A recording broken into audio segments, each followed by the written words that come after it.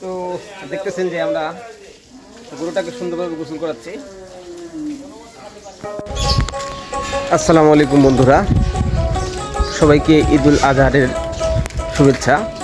আজকে ঈদুল আজহার, আজকে আমরা গরু কুরবানি দেব। তো সমস্ত প্রসেস আপনাদের দেখাবো। আজকে ঈদুল আজহারের দিন আমাদের গরু কুরবানি কেমন হলো, সকলের সাথে থাকবেন। তো সর্বপ্রথমে আমরা এখন গরু গোসল করাবো। তো চলুন সকলে মিলে সুন্দরভাবে উপভোগ করি।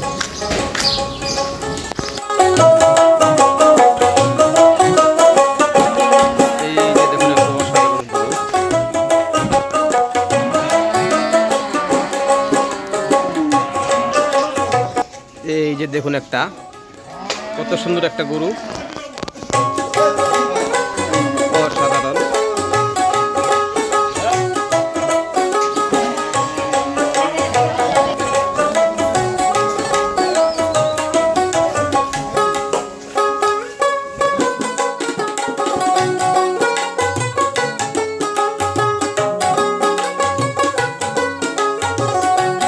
তো দেখতেছেন যে আমরা গরুটাকে সুন্দরভাবে গোসল করাচ্ছি।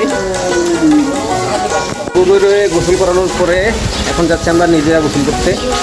গোসল করবো, পাঞ্জাবি পরবো, টুপি পরবো এবং ঈদগাহে যাব ঈদ উল ফিতরের 2 রাকাত নামাজ আদায় করার জন্য।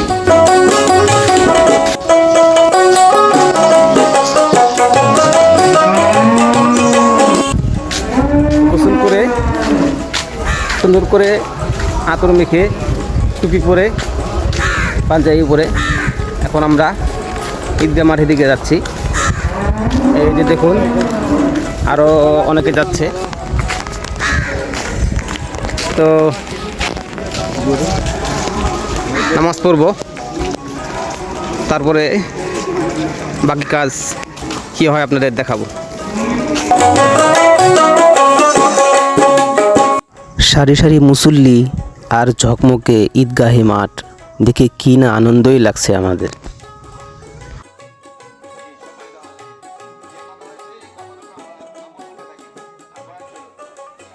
রং বেরঙের টুপি আর নানা রকমের পাঞ্জাবি পরে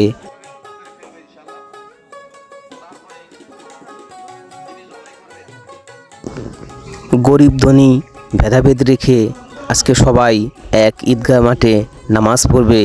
এটাই হলো মুসলমানের এক ঐতিহ্যবাহী নীতি।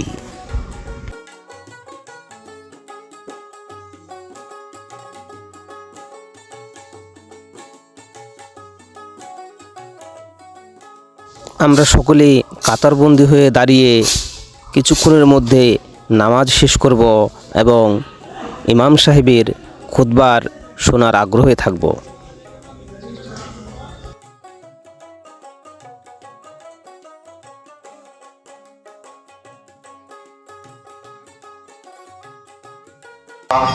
الله أكبر الله أكبر لا إله إلا الله الله أكبر ولله الحمد। নামাজ শেষে আমরা সকলেই দোয়া করব আমাদের আত্মীয় স্বজন এবং নিজেদের জন্য।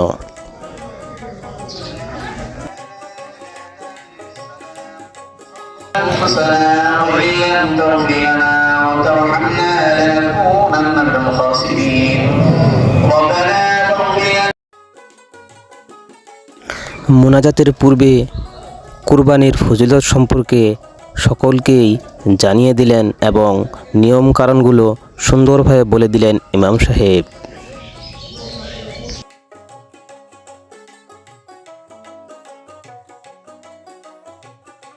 আমরা ঈদের নামাজ পড়ে বাসায় যাচ্ছি। বাসায় গিয়ে আমাদের গরু কুরবানি দেওয়া হবে। তো বাকিটা সামনেই দেখবেন।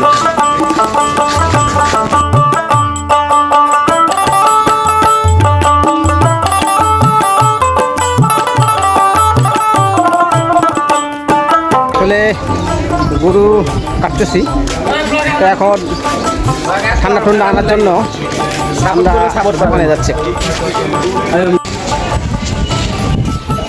গোস্ত কাটতে কাটতে আমাদের অনেক পিপাসা লাগছে, এই জন্য ঠান্ডা এবং বিস্কিট নিয়ে যেতেছি হালকা নাস্তা করার জন্য।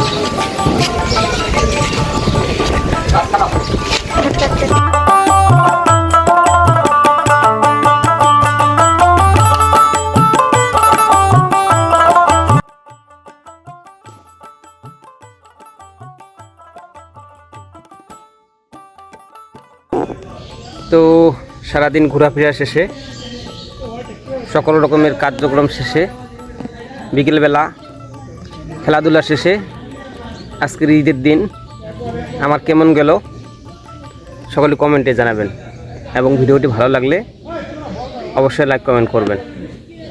সকলে ভালো থাকবেন। ঈদ মোবারক।